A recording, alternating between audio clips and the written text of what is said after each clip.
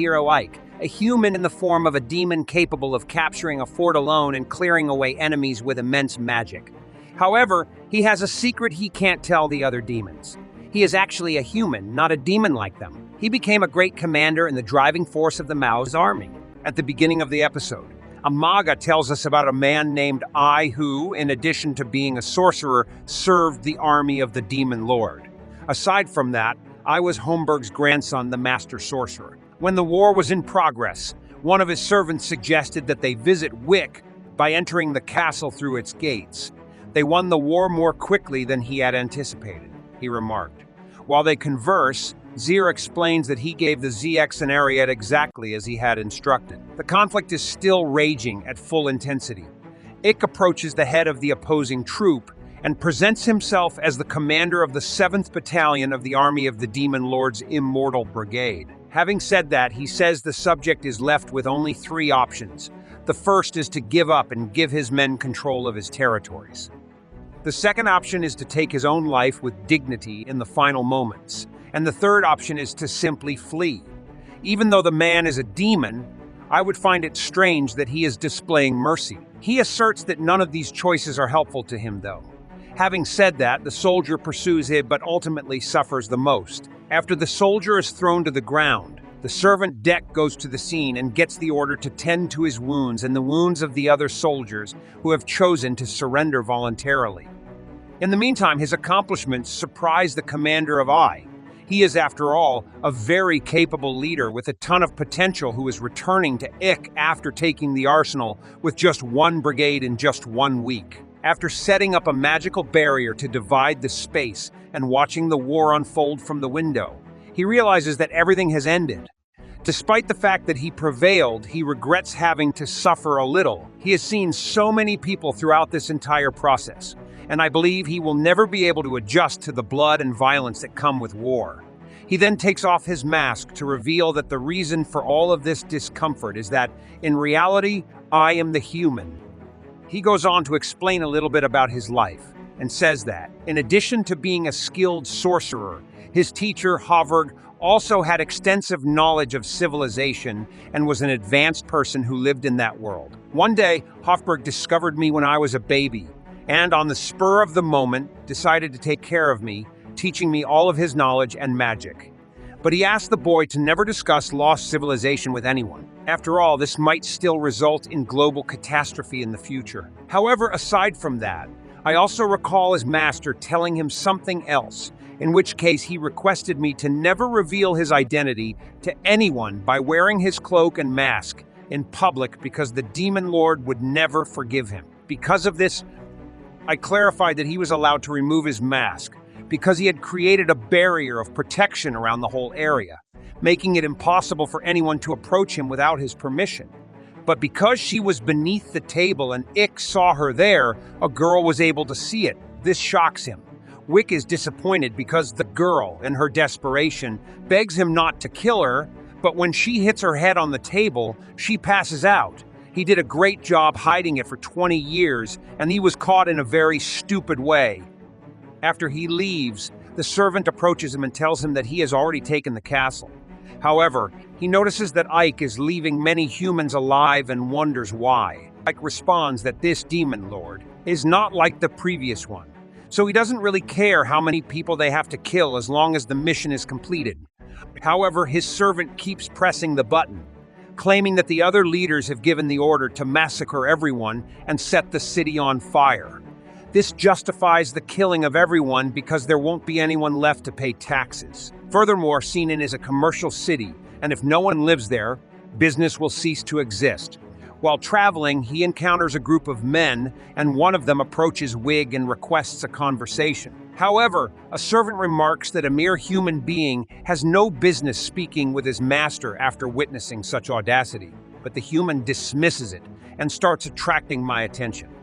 After inquiring as to the amount of taxes they must pay the Lord, Demon, this person will receive the appropriate punishment.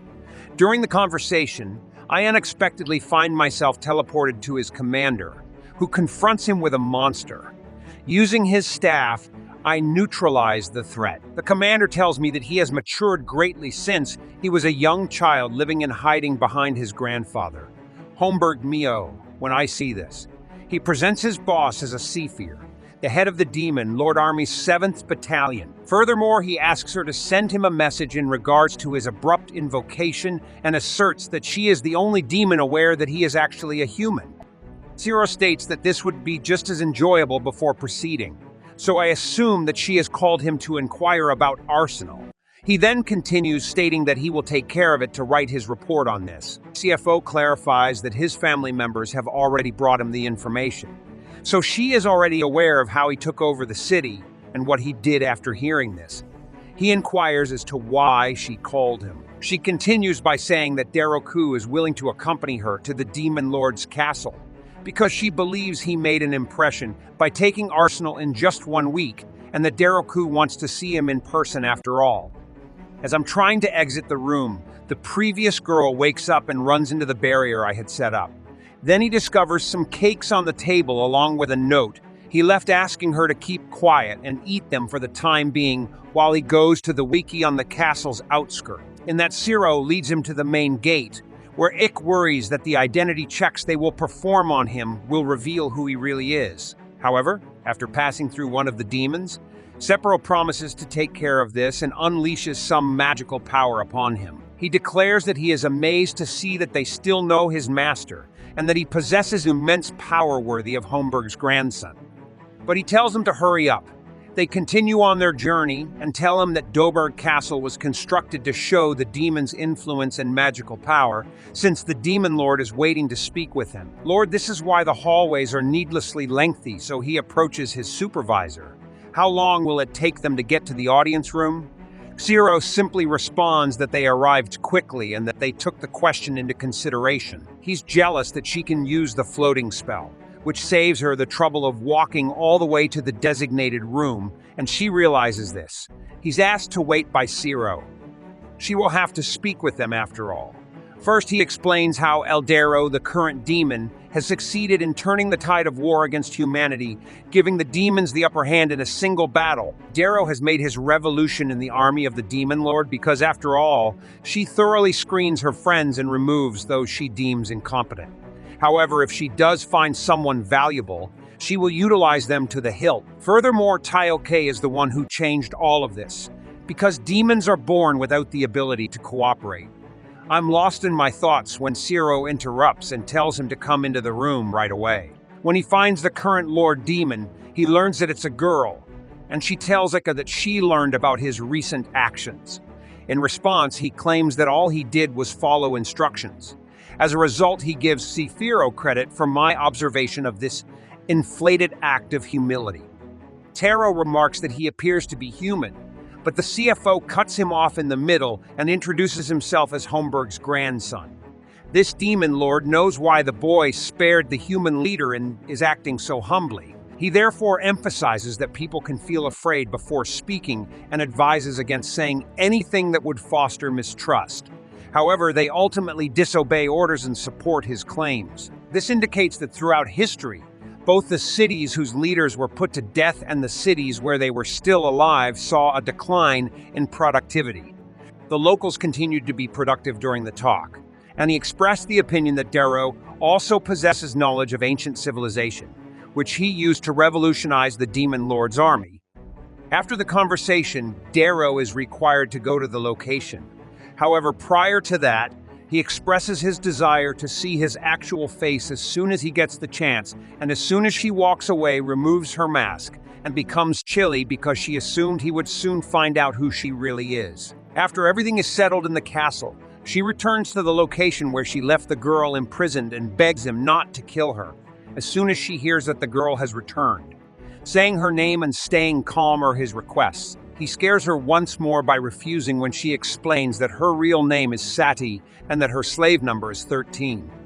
Since the girl is aware of his secret, he can let her go. However, rather than killing her, he plans to take up her services. After that, he will go to Islais and declare himself the city's leader. This is, after all, the prize that El has provided for Darroch. In addition, he abandoned his mission and asked the sky why that particular city would have to be the answer. The girl told him the city will be at the forefront of the conflict because that location is farther south than Arsenal. Sefer states that he is disbelieving of the way she leads, and that his current goal is to safeguard EV, veils, and double tax revenues going forward. Kepero appears unconcerned with the aftermath of the battle and whether he chooses to begin restoring the city's morale. Next, his servant is prepared to handle this and estimates that it will require 6 months to rebuild all of the morales. However, after learning this, he makes the decision to work with the demons as well in order to cut down on the 6 months of labor to just 1. I see how he guided things in the direction of a more successful work resolution. The servant asserts that he is a genuine demon prodigy. He therefore thinks that one day, bro, I'll rise to the position of demon lord. All I can say is that, come on, he will become a regular human king if he does indeed become the demon lord. Let's continue to observe this. The man is essentially stuck between a rock and a hard place because the beast will devour him if he stays instead of running. And that concludes our episode for today from this wonderful anime. To continue watching more episodes, please subscribe to the channel and activate the notification bell. Our episode of this wonderful anime begins with the demon army heading to attack the castle. The guards launch a counterattack, but the demon army manages to hurl a massive stone at the castle, causing immense destruction. The battle between the demon army and the castle guards ensues, and we see the mysterious man standing atop the castle, using his magic as explosions continue during the fight. The scene shifts to the Demon Queen, where her assistant informs her that the war with Rosaria is going very well at the moment, but it seems they are forming an alliance with their neighbors to turn the tide of the war. The Demon Queen responds that humans tend to unite in the face of danger and entrusts him with this mission, laughing afterward. The scene then moves to Ike in his room, where the maid Sati serves him tea. Ike thanks her. The scene transitions to Alistair, the leader of the White Rose Knights, standing before her commander in his room. The commander asks if she knows why he summoned her. Alistair responds that it is for the recovery of Ivalis. The commander tells her that they cannot allow other countries to continue exploiting them and orders her to leave. She departs. The scene shifts to the city, where everyone is in a state of joy and play. We see a group of men playing a game of guessing the ball's location. The maid Satai guesses the ball's location, and the game master praises her choice, asking how much she will bet. Satai replies that she has no money. When the game master is about to get angry, he looks at Satai, enchanted by her beauty, and agrees to let her bet on anything, not just money. Suddenly, all the cups are lifted, and the ball is not under any of them. Everyone realizes that the man is cheating to take their money and demands he return it or face death. Suddenly, Ike appears, grabbing Sadi from behind and asking her what she is doing there. She should always be by his side as her master. Sadi apologizes profusely and tells him that there are things she can't resist. She then looks at his clothes in surprise. Ike explains that his goal is to scout the enemy, and he cannot wear attention-grabbing clothes, which is why he is dressed like that. They leave and stop at a fruit vendor, taking some oranges and eating them as they walk. While walking, Ike tells Sadie that the story about the Alliance of Kings seems to be true. Sati is surprised by the term Alliance of Kings, so Ike explains that it's an ancient alliance where countries unite in the face of any danger, regardless of their own interests. Sati says she understands, noting that when the Demon King attacks, they must work together to defeat him. He tells her that the alliance has been formed 3 times before, and each time, the demon army was defeated and driven back to Doberberg Castle. Sadi asks if the same thing will happen this time. He asks her why she's worried since she's human and will be free if the Demon King's army withdraws. Sadi explains that in human society, a slave's child remains a slave forever, and if he abandons her, she'll end up homeless on the streets like those children. Ike reassures her, saying the current Demon King is the strongest and wisest in history, and that both demons and humans are suffering from many problems. They continue walking, and suddenly Ike hears someone calling him from behind. "Hey you! Stop!" Ike turns around and sees the game master from the cup and ball game, accompanied by a very large man. The game master says, "You ruined my game and you'll pay for it." Ike looks around and sees no one watching. He says, "All right then," and uses his magic staff to cast an ice spear at the large man's leg, immobilizing him. Then, sharp ice blades appear around the game master, threatening to kill him if he moves. Ike approaches him and makes one of the ice blades cut the game master's arm, asking what the city's army is up to. The game master initially claims to know nothing, but when Ike decides to kill him with the ice blades, he gets scared and remembers everything. He tells Ike that he heard they formed the Alliance of Kings to fight and defeat the demons, and that the Rosarian army aims to strike the Demon King's army before the Alliance can act. Ike thinks for a moment and realizes they want to gain glory for their country before the Alliance is fully formed, which would give them an advantage during strategic councils and increase their influence after the war. Of course, if they fail, it would put Rosaria in a very difficult position.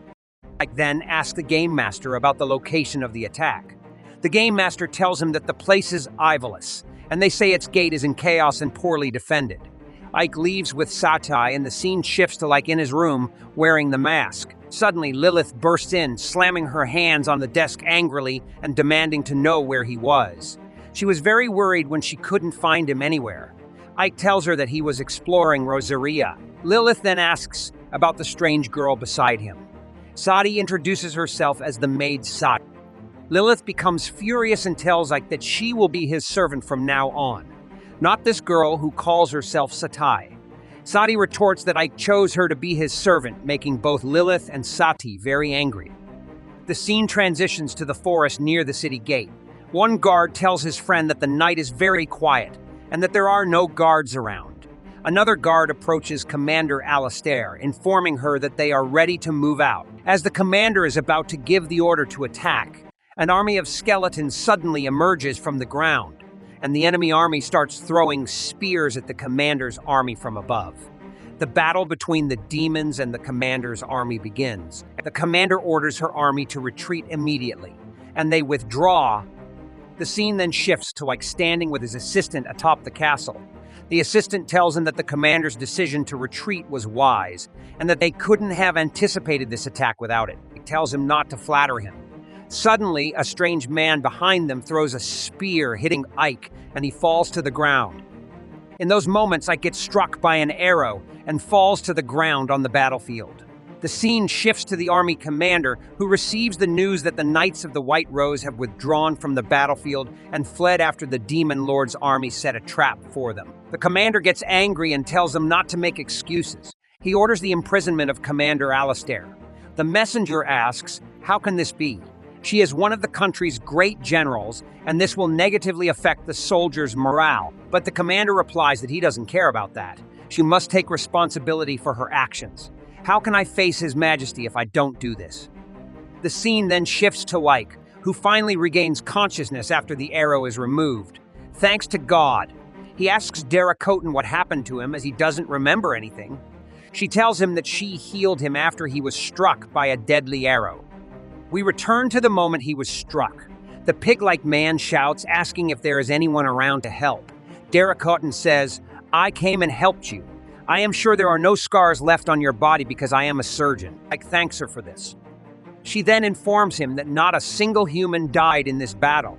He asks, "What if the demon lady attacks again?" She responds, "I'm trying to find a way for humans and demons to coexist since they are all God's creatures." She then tells him to stay in one place for a while to recover because, as a human, he could be discovered. She leaves and Ike holds the arrow, wondering, is this the arrow that struck me? It hit me from behind, which means someone must have snuck into the castle and attacked me.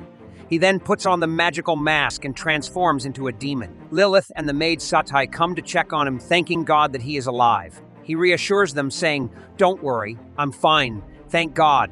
The two girls start arguing because each one wants to get closer to Ike and prove that she loves and cares for him. At that moment, the pig-like man comes and takes them out of the room. Ike says to him, "There is something I need you to investigate for me. Please." The pig-like man replies, "All right, sir. What do you need?" Ike explains that he wants to know where the leader of the White Rose Knights who attacked them yesterday is. The scene shifts to the next day in the forest. The pig-like man appears and informs Ike that the girl named Alistair is the leader of the White Rose Knights and has been imprisoned due to her failure after withdrawing from the battlefield. Lilith asks him, "Why have you come to this place? It's a prison for humans, and humans are very dangerous." He replies that he wants to see the Knight Commander because he needs her for a personal matter. He then looks at her and says, "Why did you follow me?"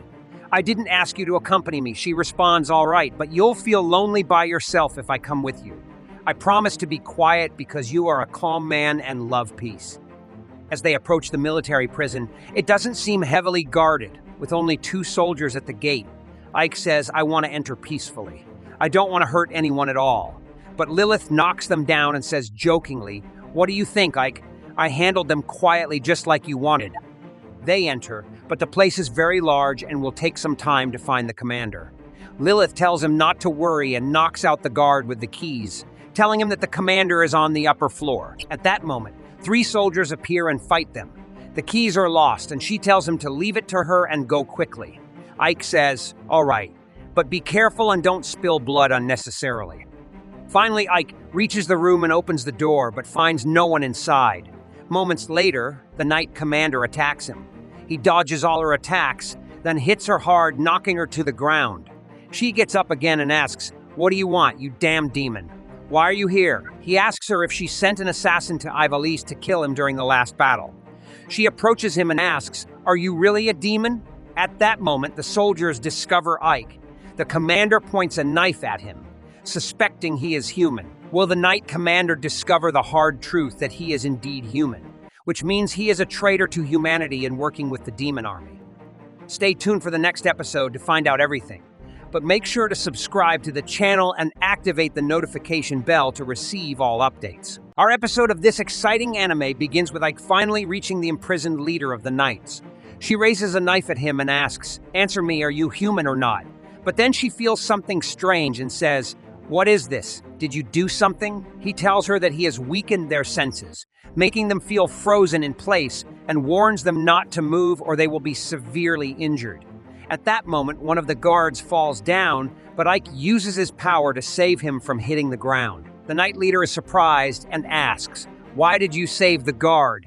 Then she also falls, but he saves her at the last moment.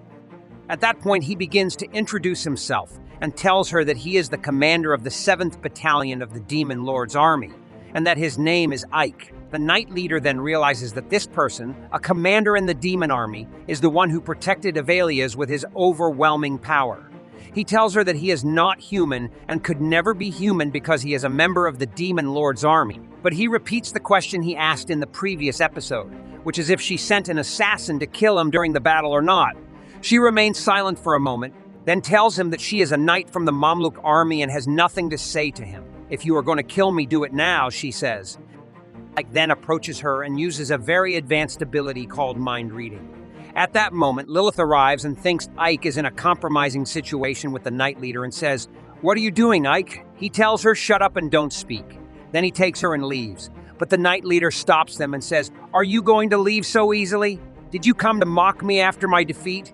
He tells her, "Don't worry. It seems you have nothing to do with the assassination attempt." She asks him, "How did you know that when I didn't answer you?" He tells her that he used a very advanced technique that reads thoughts. Then he opens the time gate and leaves immediately.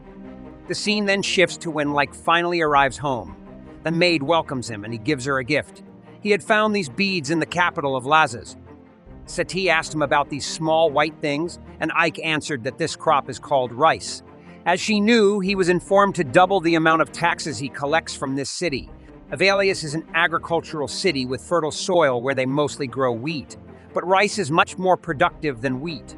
This means they can grow more rice, and more food production means they won't need as many farmers. If these people no longer need to grow food and focus on making things like weapons and bricks, instead, there will be more people providing services as well. Sati didn't understand what these services were, so he explained that he was talking about chefs, for example. Having people like those is what enriches the country. Sati got confused by his words and didn't understand anything. So he told her that they would be able to eat a lot of food and collect a lot of tax money as well. This time, Sati understood and told him that he was very smart. After that, Ike asked her to try cooking with this rice. Sati asked him how to cook it, and he replied that he had never tried it before, so he didn't know. Sati was surprised that there were things her master didn't know, as Ike left the matter of the rice to her. All he knew was lower it first, then raise it, and don't open the lid even if the baby cries. Sati thought about his words, thinking it might be a magical spell. She then decided to do everything she could to support him. Ike was happy with her words and told her that he had other important work to do. And then the scene shifts to Ike standing among his soldiers, where his assistant informs him that he has gathered the armies as instructed. He admits he doesn't know what to do next. Ike responds that they will see what happens now and then tells him that he has gathered all the information he knows. The arrow that was fired belonged to the enemy's army, but Alistair from the White Rose Knights didn't know anything about it, which means someone wanted to attack him and make it seem like it was the work of the White Rose Knights. He didn't want to admit the possibility of this happening, but it appears to be the case. There is a spy in his army. Ike then reads the minds of all his soldiers until he identifies a specific person as the spy. He quickly uses his magic and appears in front of the person, asking if he is the spy or not. And indeed, he is the spy in Ike's army. Afterward, Ike goes to Severo. She asks him what he wants from her, as he seems to be in a hurry. He replies that he wants to tell her something, and she understands that he wants to tell her about the spy. He asks her how she knew this, and she responds that she felt something strange. Then she asks him if he knows who it is or not. He answers that it is the deputy commander of the 7th Legion, known as Jess the One-Eyed Goblin. Severo is not surprised. Ike continues, saying that Jess is very smart and a seasoned warrior, but he doesn't know what to do with him. Severo then says to him, "We will make him pay dearly." The scene then shifts to this spy named Jess informing one of his soldiers that Ike has gone to see the commander. Jess is surprised that he has recovered from the arrow wounds so quickly. Suddenly, one of Jess's soldiers comes and informs him that they can't communicate with our spy in the Immortal Battalion. Jess believes that his cover has indeed been blown and tells them that they must gather their forces and attack first. "I won't let my matter end here." Another soldier comes and tells him that Ike-sama has come to see him alone. Jess meets him, welcomes him, and says, "You should have informed me of your arrival. I am here by coincidence, and it is clear to me that you have come alone, whereas I have brought a large army." Ike asks him, "Are you planning to start a war?"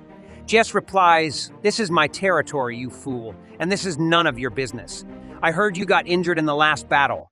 Maybe you were negligent in your defense, which is unacceptable for a battalion commander." Ike responds, "We can agree on that point.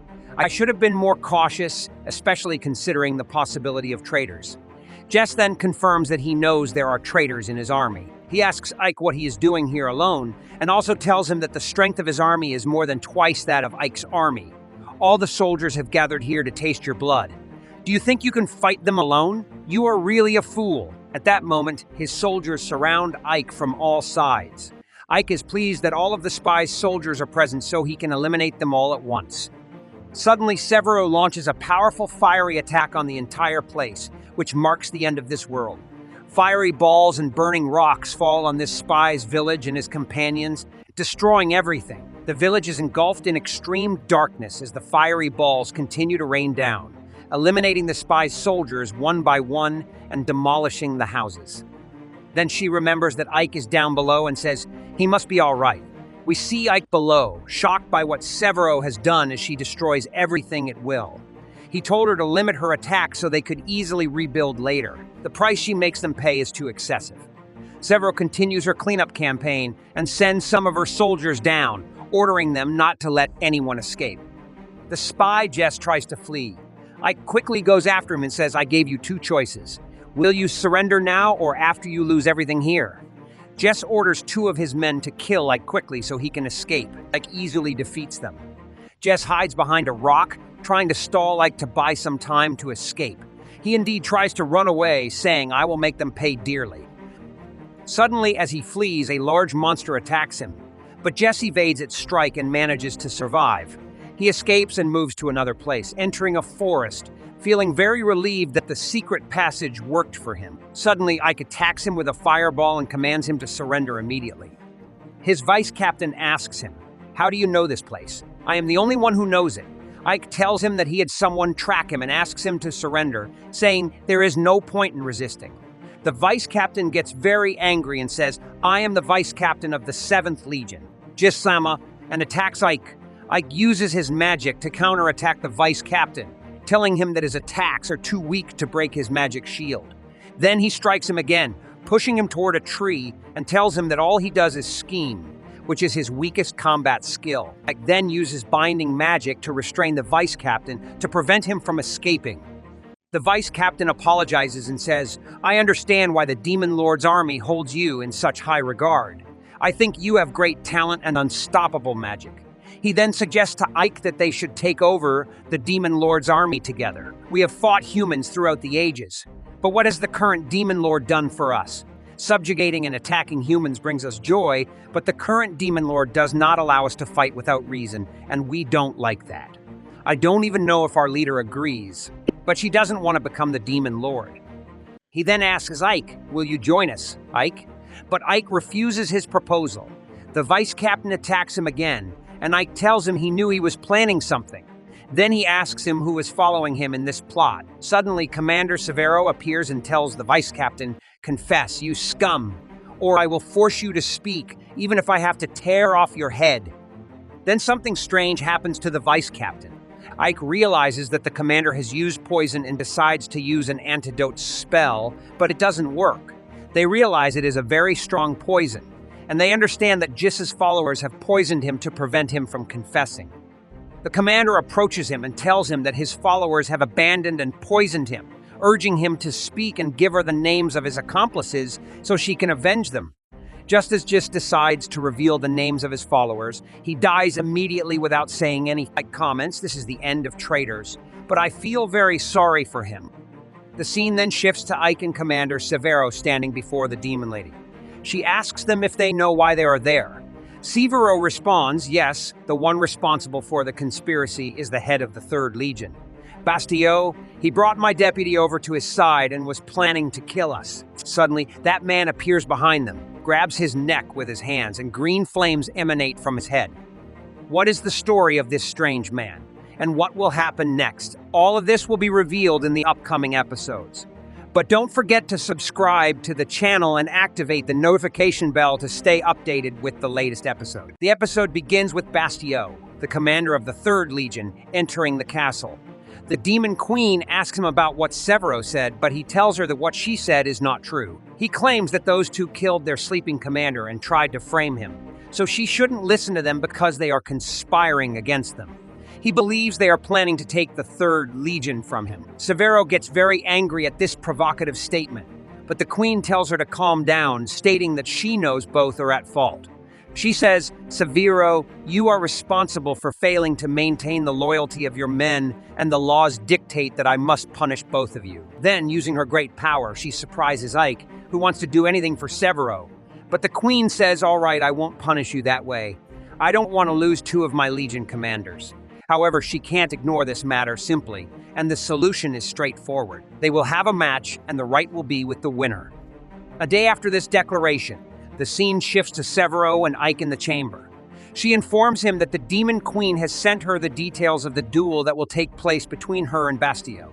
The duel will be conducted using magical creatures known as puppets. The commander will represent their team, but cannot participate in the battle themselves. Each commander will have 50 puppets. The winner will be the one who can eliminate all the opponent's puppets, and the loser will die immediately. Ike asks her why they have to do something so complicated. Couldn't the Queen have just made them fight each other directly without these complications? Severo explains that the Queen wants to test their strength and leadership skills. She then asks Ike to take her place, and he agrees. The scene then shifts to the duel site, where an official tells Ike that this duel is very dangerous.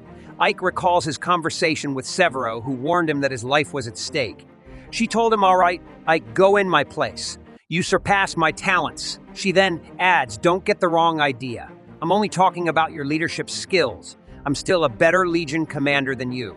Severo then holds his hand and says, "I trust you with my life." We then see Ike heading to the battlefield. He thinks to himself, "I wish she hadn't entrusted me with her life. The burden is too heavy."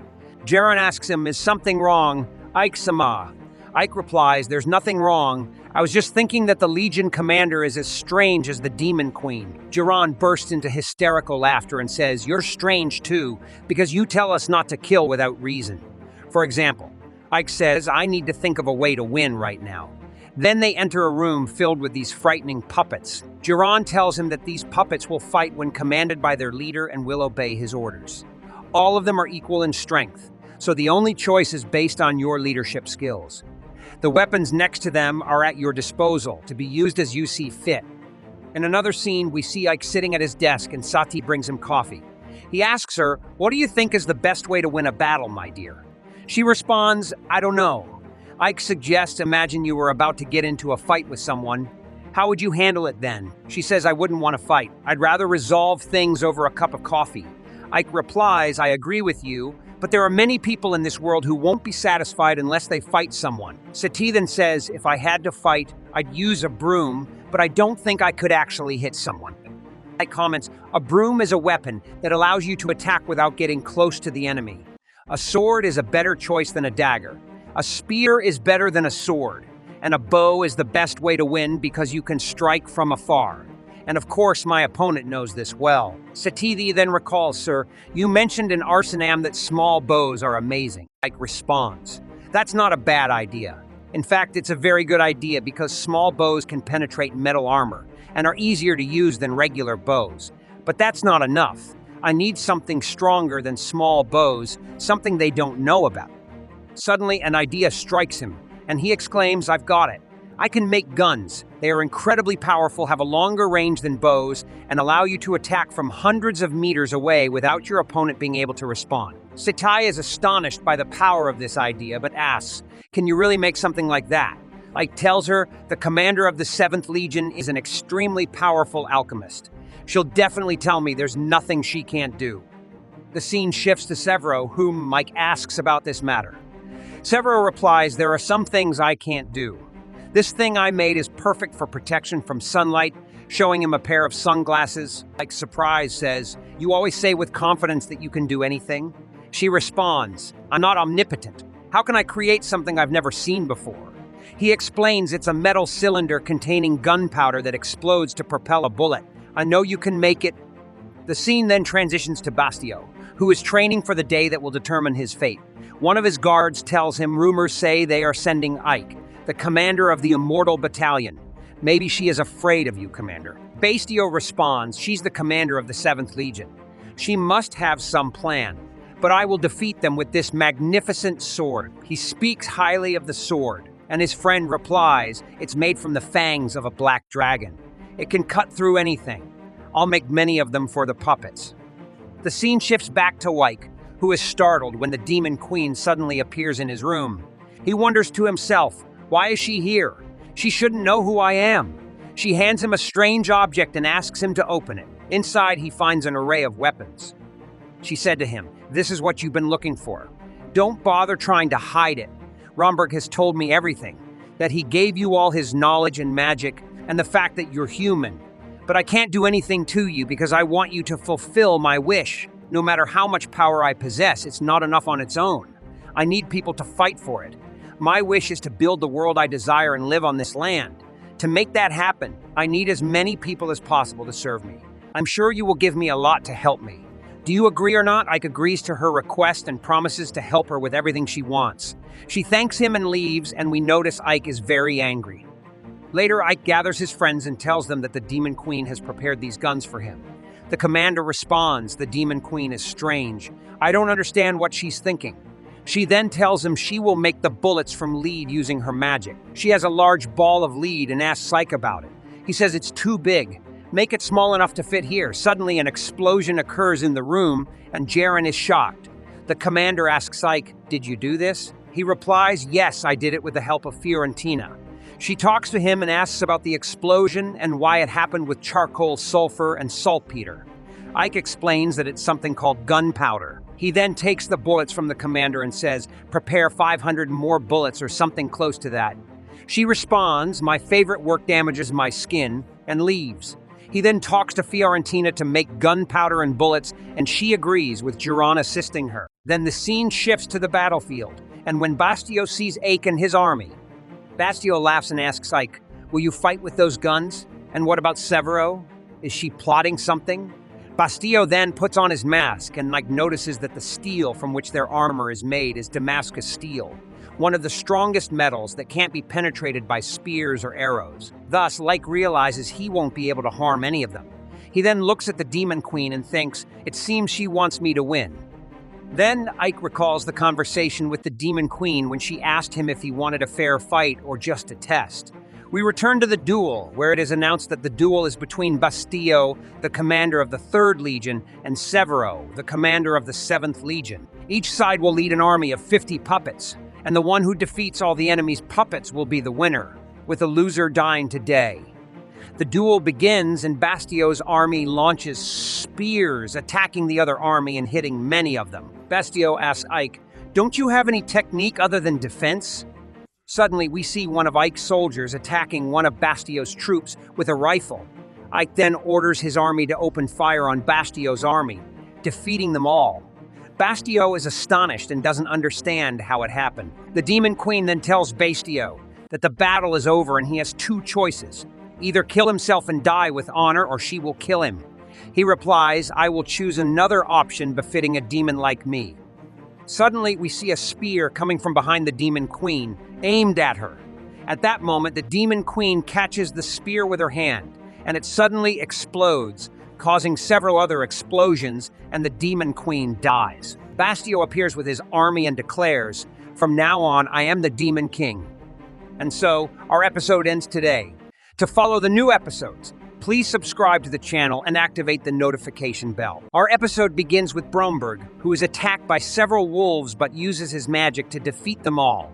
Then he sees a person on the ground with a small child and doesn't know who they are. The scene then shifts to the battlefield where we see the Demon Queen telling Bastillo that the battle is over and that he has 2 choices: either kill himself and die with honor or let her kill him. An arrow is then shot at the queen, but she catches it with her hands, causing it to explode, and she dies.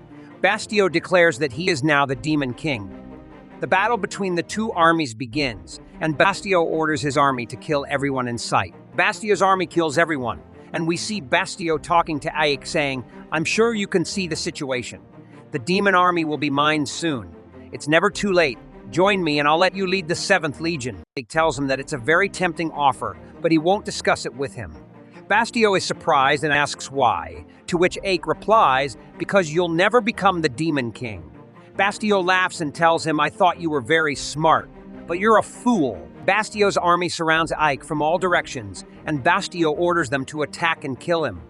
Ike uses his magical power and magic circles appear, from which swords emerge and strike Bastillo's army. Ike then flies into the sky and uses a vast amount of magical energy, hitting all members of Bastillo's army.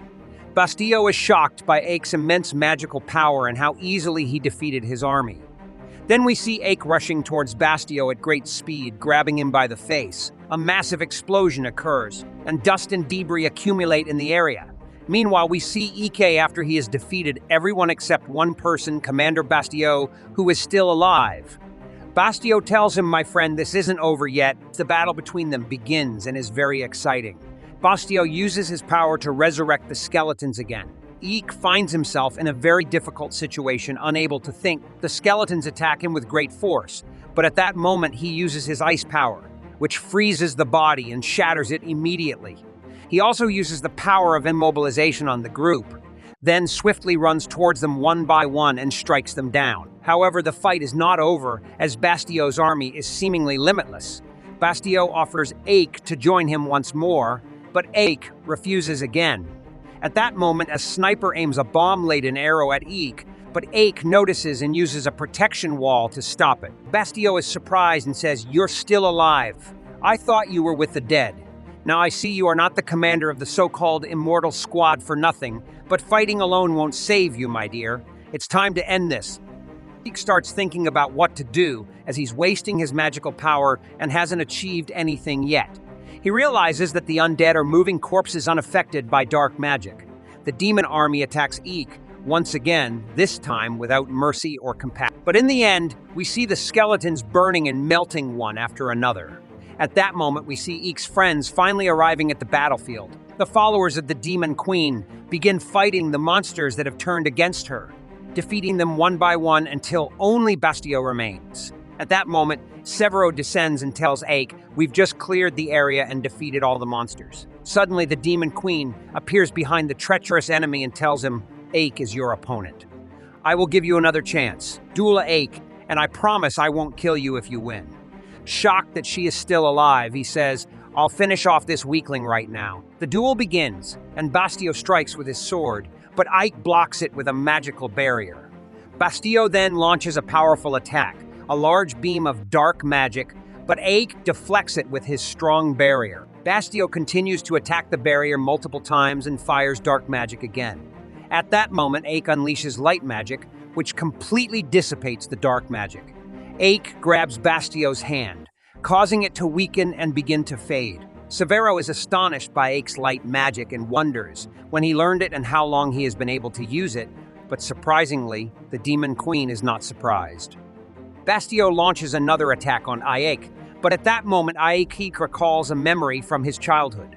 We see him as a small child in a garden, where his grandfather approaches him and says, "Let's start our magical studies for today." Ike begins trying to generate dark magic in a room, and eventually succeeds in creating a magical orb.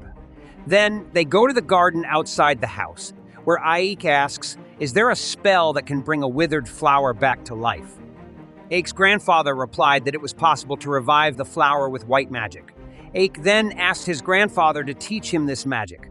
His grandfather told him that to use white magic, one should be human and study curses, not white magic, as it is very difficult for demons. White magic draws its strength from a pure and compassionate heart, something demons typically lack.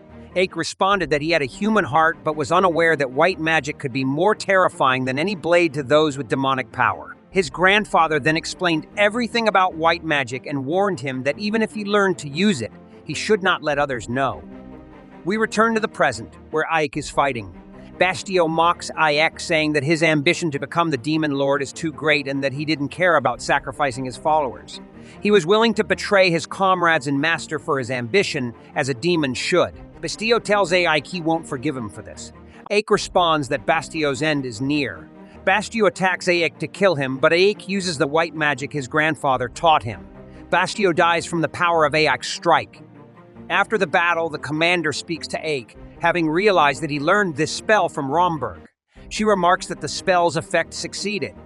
Ike replies that he expected this outcome from the beginning, so instead of accepting the duel, the commander prepared to support him. The Demon Queen interrupts them, informing them of a problem. With Bastio's rebellion, there is now no one left to lead the Third Legion. The Demon Queen speaks, saying, "Ike, you must take responsibility. You will lead the Third Legion, and I will be waiting to hear your answer." Then she disappears. Ike's friends cry and rejoice that he is alive and unharmed. We then see the commander with the Demon Queen telling her, "Ike is under my command, so I have the right to decide where he goes." The Demon Queen replies, "I thought you would be happy, but you serve me, which means Ike serves me as well." The commander responds, "Ike belongs to me, but you will hear the answer from him." Ike arrives and she asks him, "Have you made your decision?" He answers, "Yes." Scene shifts and Ike remembers a conversation with the commander. She says to him, "I don't understand, but did you let the Demon Queen know that you're human?" He tells her to speak softly so that others won't hear. The commander asks, "Why wasn't the Demon Queen surprised? And how can you be so calm? I don't understand what's happening." We then return to the present, where Ike speaks. People are finally getting used to their new city. My men were unsure about living with humans, but they are finally adapting. The same goes for the humans.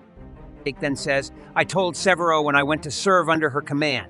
My goal is a world where humans and demons coexist." He removes his mask and apologizes to the Demon Queen, saying, "I still have much to learn from Commander Severo, but in return I promise to make Ivalia's the first city where humans and demons coexist." They leave, and today's episode of the anime ends.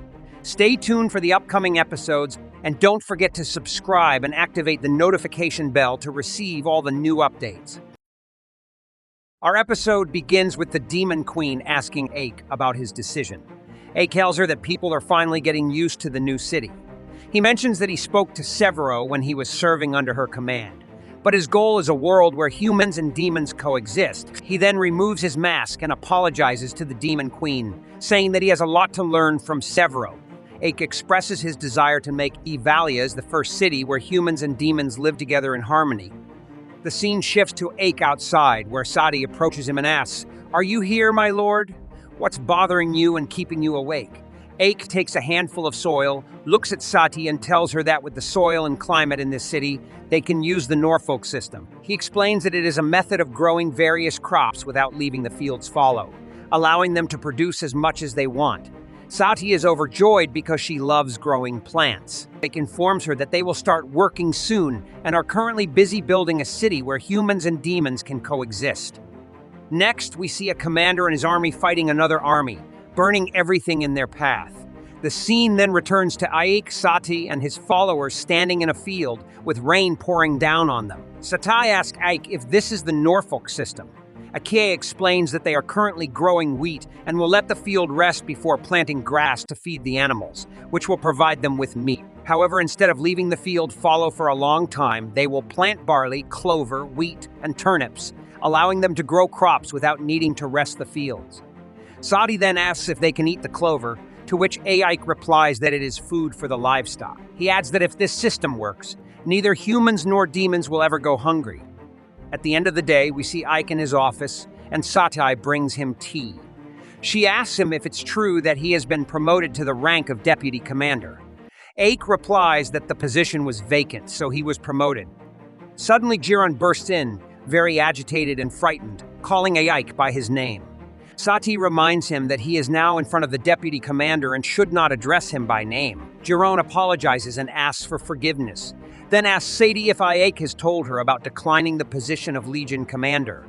Jiron says if he were in Ike's place, he would have accepted immediately. Ike tells him to quiet down and to explain what he came for, asking if it has to do with the King's Alliance.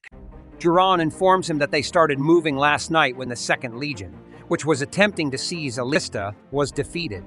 He explains that the 2nd Legion is a group of bloodthirsty warriors who are highly skilled in combat, and no one expected them to suffer such a loss. He comments that the formation of the King's Alliance has already had an effect. He explains that the King's Alliance is an ancient human treaty that is activated when the Demon Lord's army becomes too powerful for a single nation to handle alone, leading the nations of the continent to unite against them. According to his information, there have been 3 such alliances in the past, and the demon army was defeated each time. Their next target could be Evalia's, and if they want to take the city from them, they must first attack the front lines in Evalia's.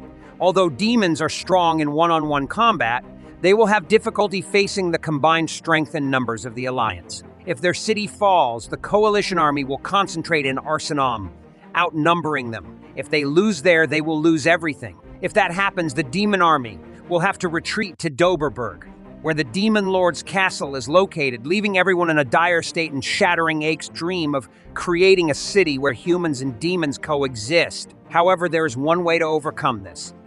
The scene then shifts to Fiorentina, who tells Ake and Severo that making these firearms through alchemy is impossible. She explains that she has created similar weapons, but they malfunction after firing a single shot. There is a limit to the precision achievable with alchemy, and their penetrative power and durability are just a shadow of the originals. Severo asks if they can't defeat the enemy with magic instead of needing these weapons.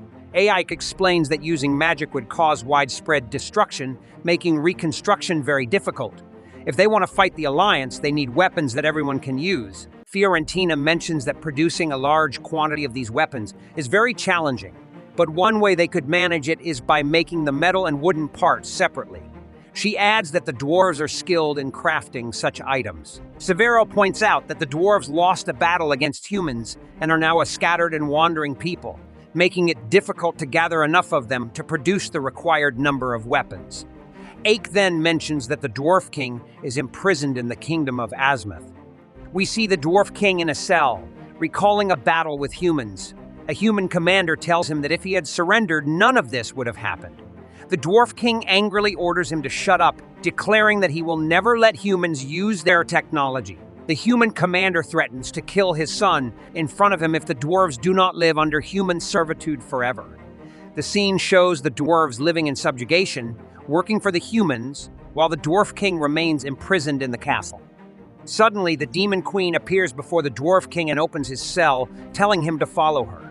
He yells at her, asking what she wants from him. The Demon Queen uses her magic to make him faint, tired of his constant questions. Then Lilith asked Chiron to get them out of this place. Chiron replied that this person was the king of the dwarves. They exited the place quietly so that the guards wouldn't see them.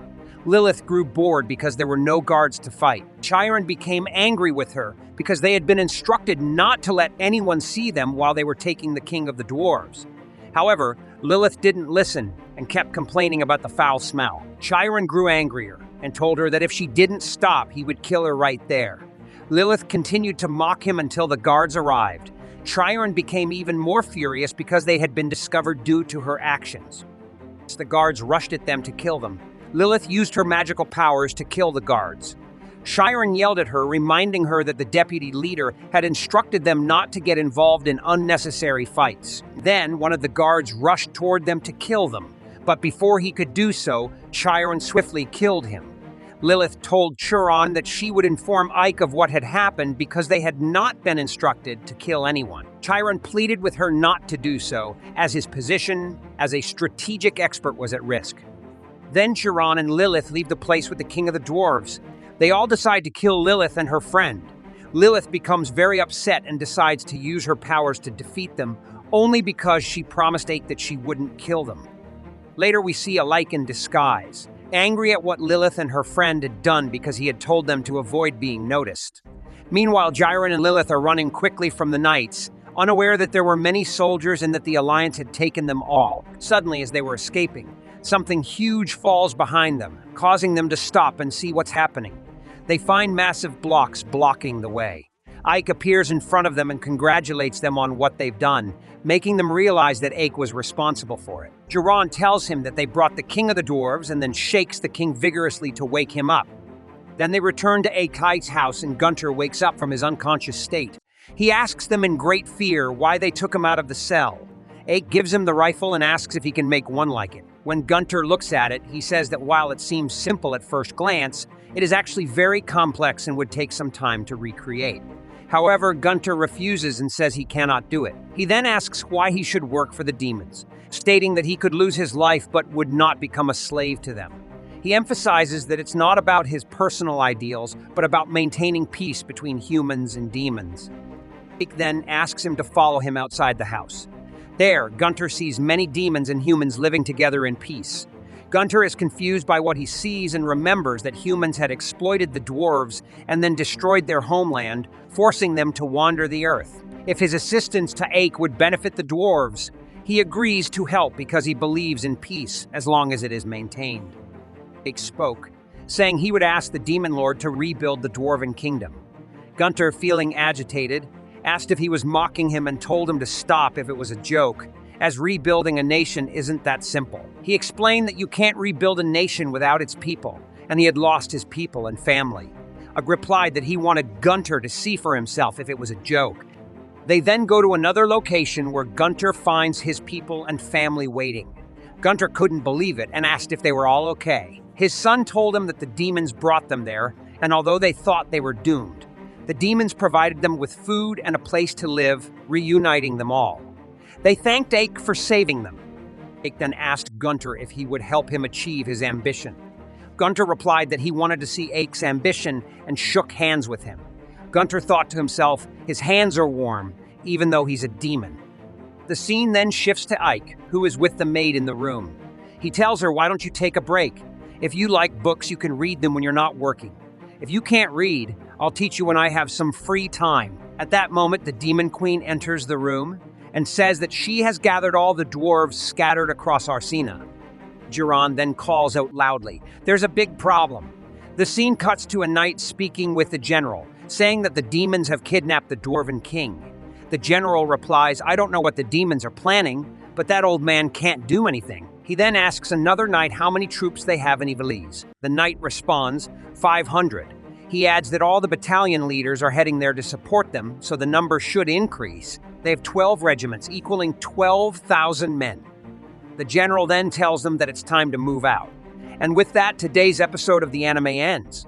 Stay tuned for the upcoming episodes, and don't forget to subscribe and hit the bell icon to get all the latest updates. The episode starts with the Borgerin, who is stuck, and his friend encourages him, saying, "You can do it, you can rise from darkness to light."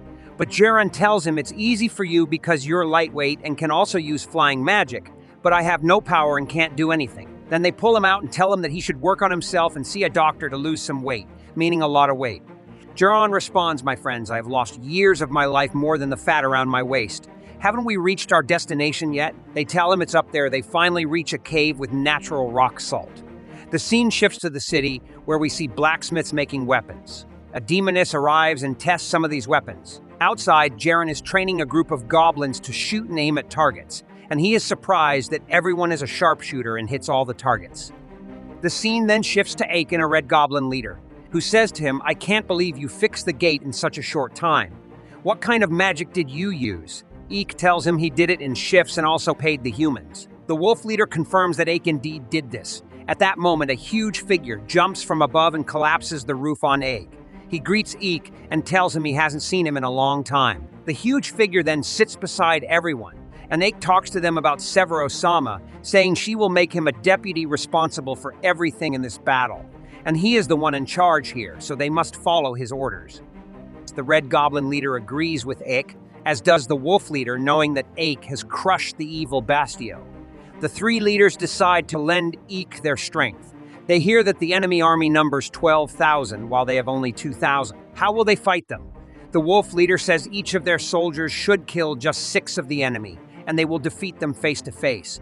Ike then says not all of us have the skill of the famous werewolf battalion. The yellow-fanged one suggests, "Why don't we attack at night? The darkness is our ally."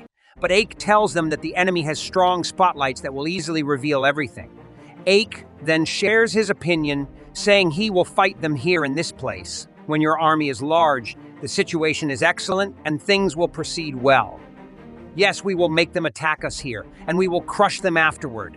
I am very hopeful that we will defeat them just like the leaders defeated Israel, and we will end the matter with minimal losses. Then Sati cleans the place and talks to Ake, who asks her, "Aren't you afraid?" She replies, "I'm not afraid, and I am confident that our army is very strong." Sati tells Ake that she cannot fight but can help with preparations. Ake appreciates her efforts and mentions they have more soldiers to care for. She asks if there is any different food they can offer to the troops since they have only been serving soup. Ake finds the idea excellent and starts to suggest recipes. She reminds him that he has many tasks to accomplish, but he insists that food impacts the soldiers' morale, which is part of his job, especially since they have plenty of supplies. Sati credits their abundance of supplies to what they learned through Norfolk's methods. Ake asks if they have rice, and Sati confirms they have plenty. He then requests her to cook fried rice. Sati heads to the kitchen and quickly prepares the meal. She brings the fried rice to Ek, who is delighted by how fast she made it, meaning they can prepare large quantities. Ake emphasizes that boosting morale is crucial. When it is time to taste the rice, Jiron enters and complains, saying, "It's not fair that you eat without me. I want to eat with you. It smells delicious." Sati tells him it's called fried rice. Soon after, Lilith joins them, also wanting to eat, declaring it unfair to be left out. Everyone starts eating the delicious food eagerly except for Ake. Lilith asks Sati for more rice, and Sati serves her another plate. Seeing that Ake hasn't eaten from his plate, Jiron asks if he's going to eat. Ake explains he hasn't eaten because they plan to use it to feed their troops. Jiron comments on how delicious the rice is, absorbing the flavors of the oil and meat, and notes that even other battalions, which include many meat-eaters, would enjoy it. Ake continues to ponder their situation. They have soldiers, the walls are repaired, and their weapons are ready for battle. All that remains is to fight. Then, the time for battle arrives as the enemy approaches to fight. Everyone prepares for combat, and Ike decides to head out to join the war. Ike, his friends, and the monsters wait, with Ike thinking to himself, "If this city falls, the coalition forces will gather around Arsenam. We must stop this no matter the cost. We will do everything we can to protect this city." The enemy army's commander observes, "Their army is smaller than I thought. We brought the finest warriors from every kingdom. This won't be a war. It will be a massacre. Crush those vile demons." The commander orders his soldiers to begin the attack, launching swords and bombs at Ike and the demons. However, Ake uses his magic to create a barrier that prevents any strikes from reaching them. The enemy commander, realizing it is magic, says, "It's magic, but we won't give up. Attack again!" They throw another volley, but the barrier blocks everything once more. Ake remarks, "They did exactly what we expected, and we were ready for it." The Demon Queen responds, "You are the strongest mage in the demon army." Ake wonders what their next move will be. The commander orders another round of bombs and arrows, which Ake deflects with his magic. Suddenly, something happens, and the barrier disappears. Bombs and arrows rain down on them, leaving Ake astonished by what is happening. Then some soldiers charge at them. Ake, still in shock, says, "This won't be easy, I suppose." Jiron tells Ake that the riflemen are ready, but Ake refuses, saying, "Not now, leave it to them." And then the giant red demon hurls massive boulders at the enemy, crushing many of them. The smaller demons fire arrows at the enemy soldiers. The enemy soldiers, however, manage to kill the giant demon with numerous poisoned arrows. They then begin attacking the castle wall from above, using wooden ladders to climb the castle. The demon soldiers prevent this by hurling stones and spears at them. Meanwhile, the deputy commander of the human army remarks that the demons are putting up a decent fight. But it's only a matter of time. If we keep up the pressure, we will surely defeat them, he says. The commander asks what's for dinner, expressing his desire to eat his meals in peace and finish this before then. His assistant is puzzled and asks how this could be done. The commander orders the large catapults to be used again. His assistant warns that they will hit their own men as well. But the commander dismisses the concern, saying victory is the most important thing, and their numbers are so large that they can afford the losses. The catapults are fired once more, and Ake tries to counter with his magic, but to no avail. He orders his men to duck down.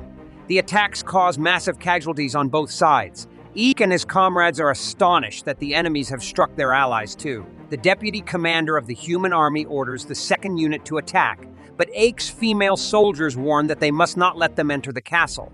The armies clash again. Ake becomes very angry as many demons have died. Sati tends to the wounded and cares for them, deeply saddened by their plight.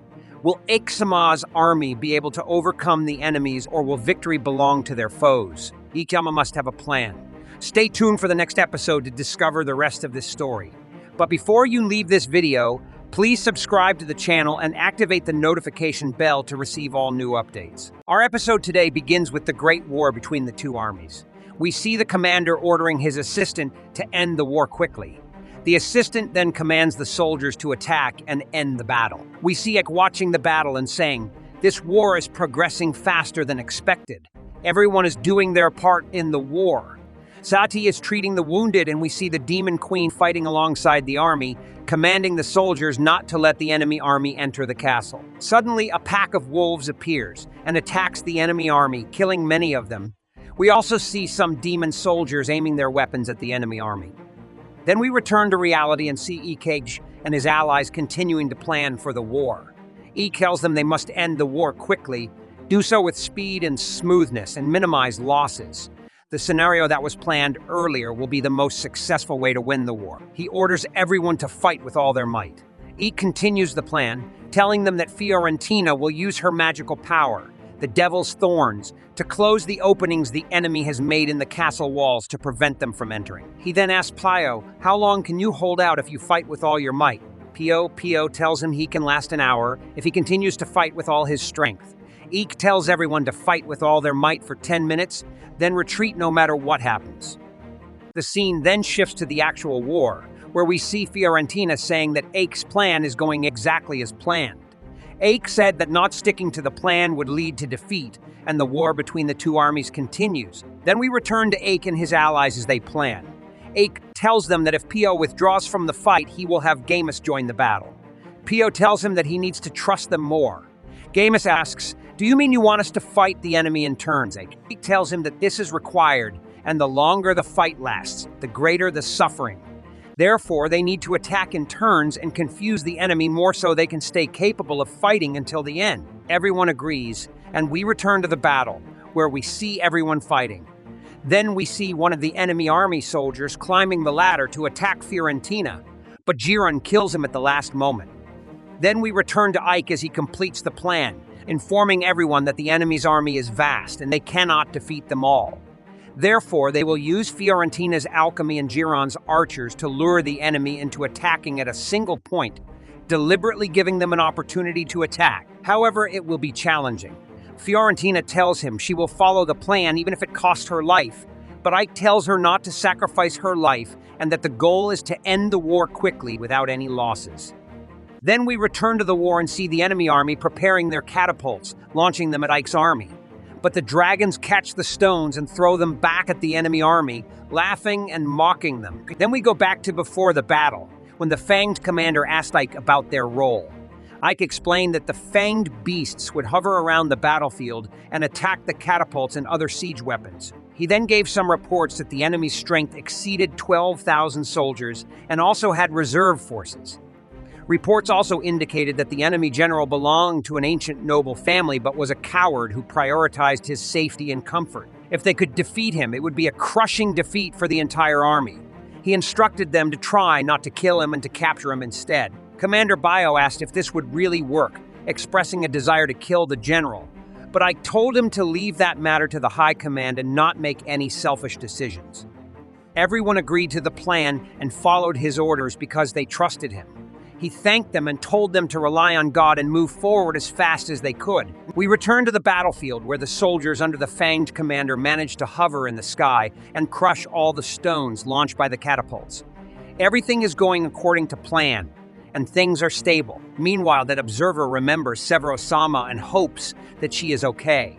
When they asked during that session about what Severo-sama would do, Ike told them he had asked her to do something else, but perhaps her mission was the most important. We return again to the battlefield, specifically to the area where Severo-sama was.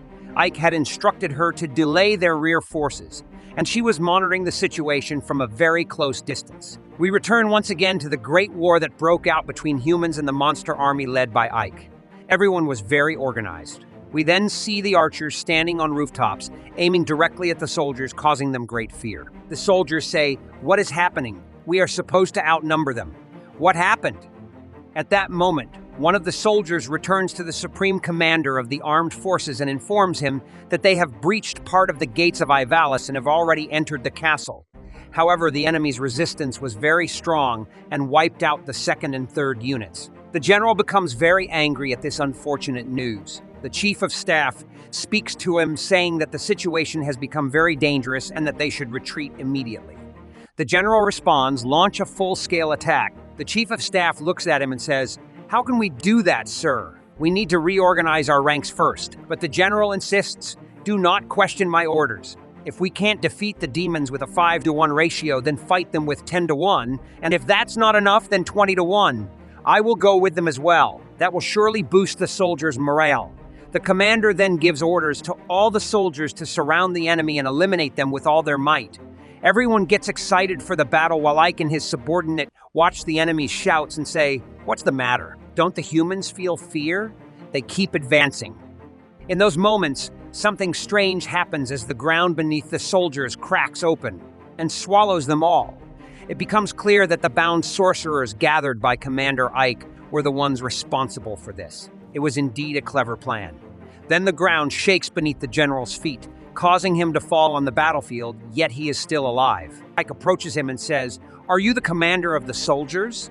My men died trying to locate you, and you will bear the responsibility for that. This battle could end now if I kill you, but if you agree to withdraw now, I will spare your life." The human commander stands up and mocks Ike's words, saying that if he dies, who will be able to give the order to retreat? Suddenly, at that moment, a dwarf delivers a powerful blow to his chest, causing him to fall to the ground, bleeding heavily.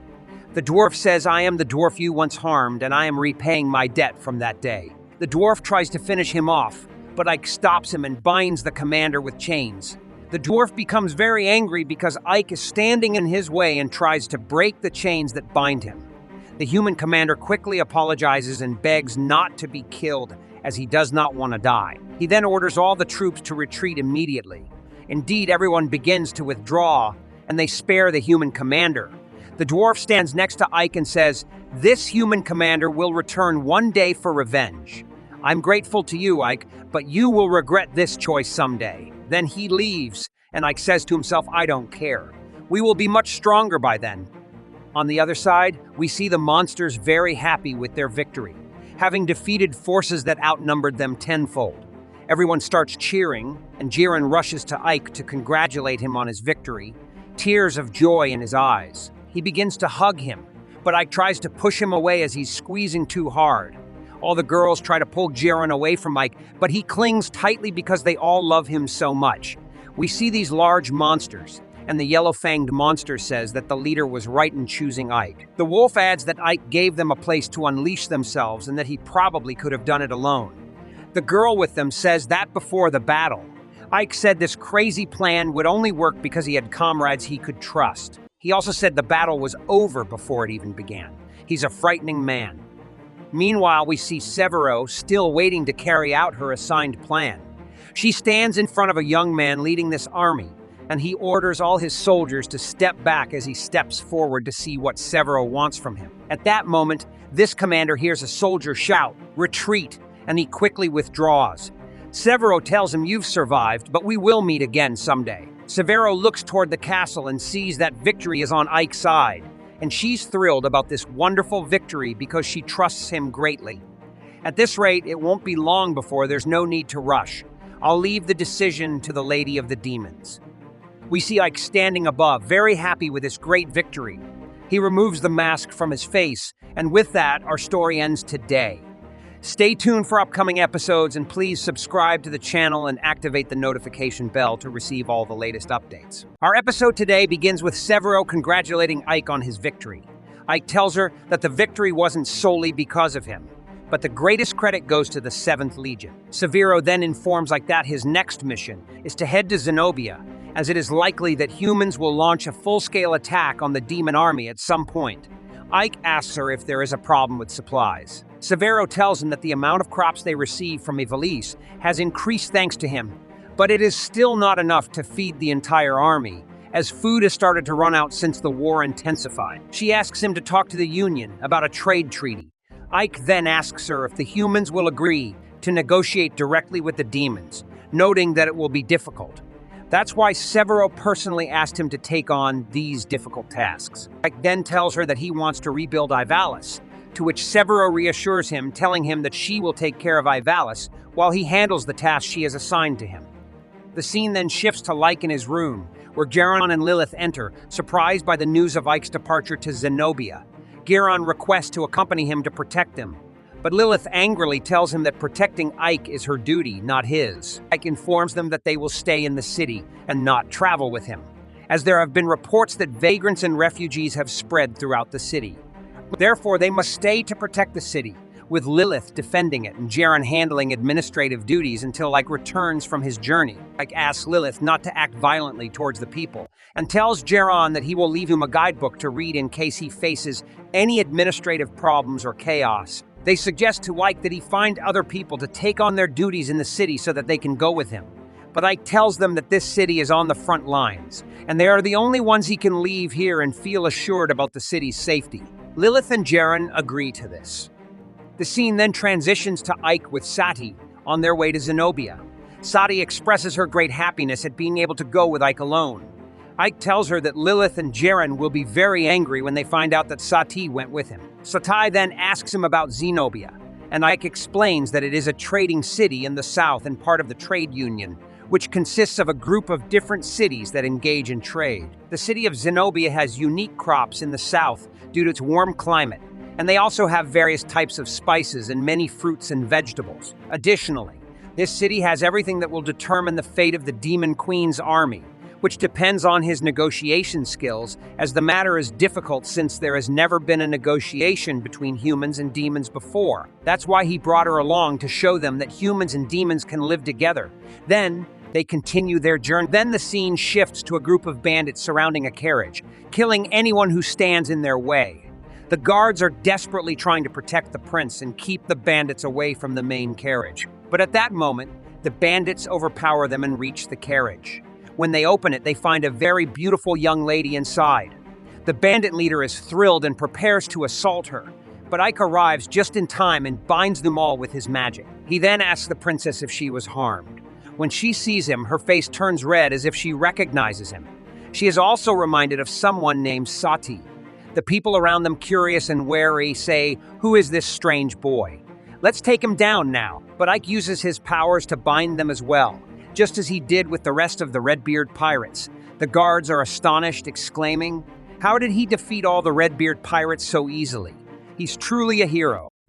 Afterward, we see Ike healing the injured, and they thank him for his help. A local official approaches Ike and asks, "How can we repay you?"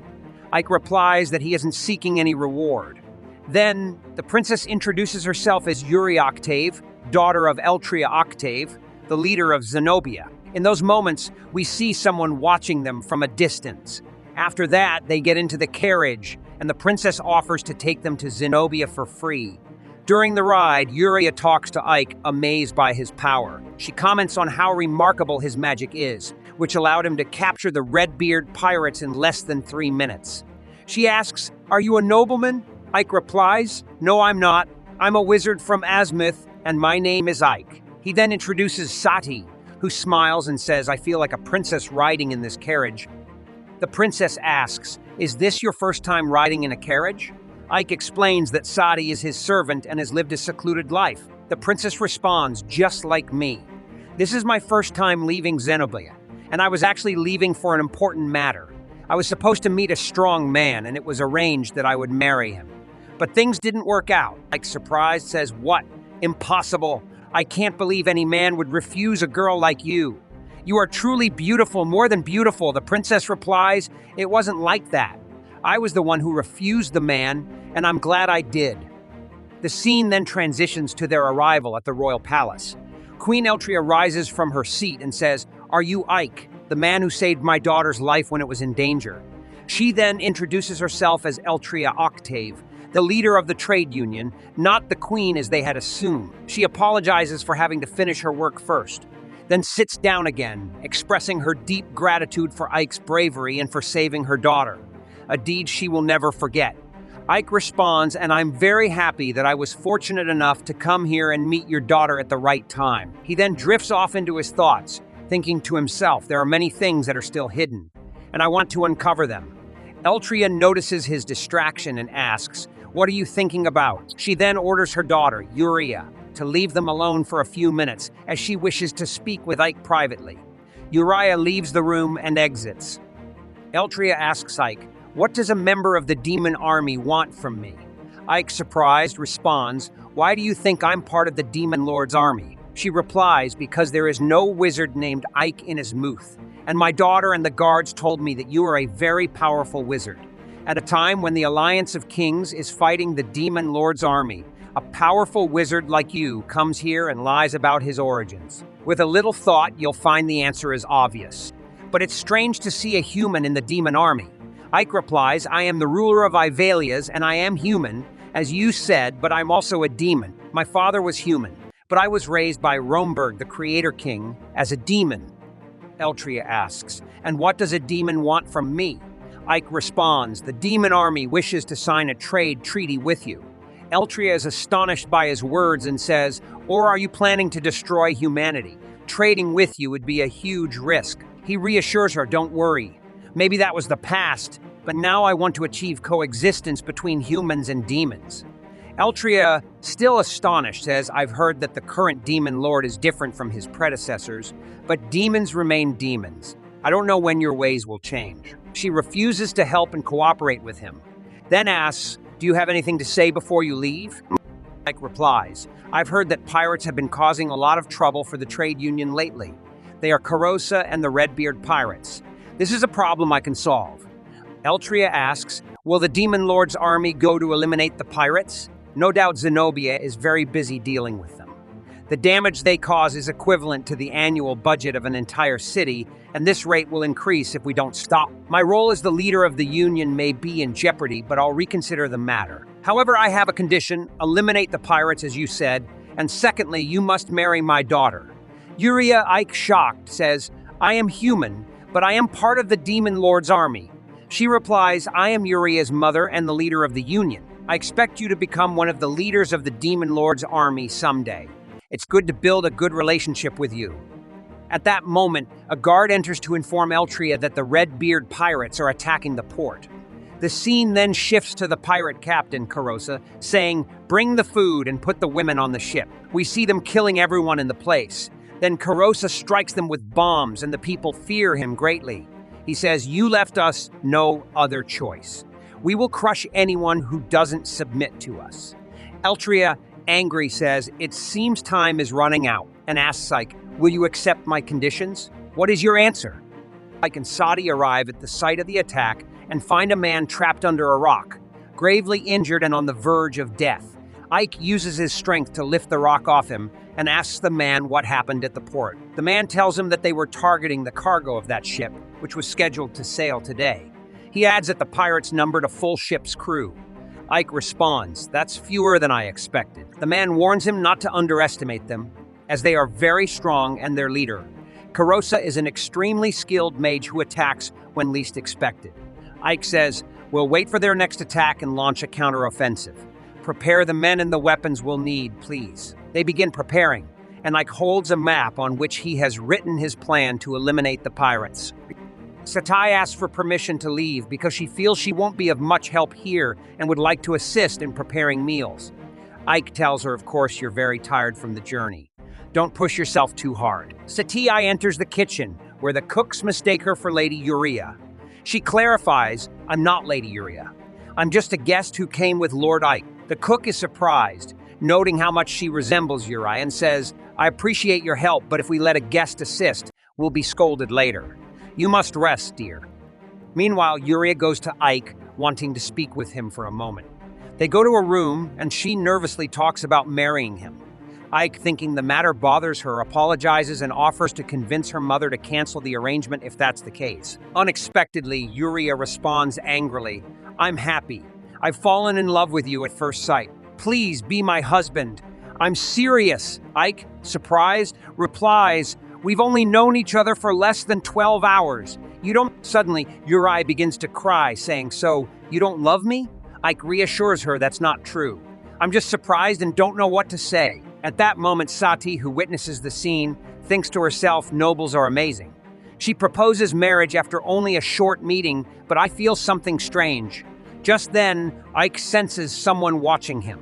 Sati quickly hides and Ike rushes to see who is observing him, but he finds no one.